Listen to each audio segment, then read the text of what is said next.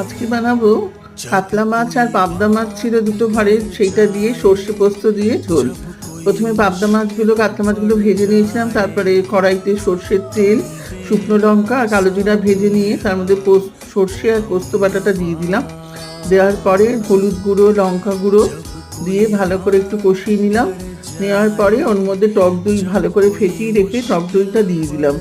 দেওয়ার পর একটু ভালো করে টমেটো দিলাম। আচ্ছা, টমেটোটা আমি পেস্ট করে নিয়েছি, তো ওরম দিয়ে তার মধ্যে নাড়াচাড়া দিয়ে তারপর একটুখানি নুন চিনি অল্প করে ব্যালেন্স করে দিয়ে তার মধ্যে জল দিয়ে ভালো করে নামাবার সময় ধনেপাতা দিয়ে নামিয়ে নিয়েছি।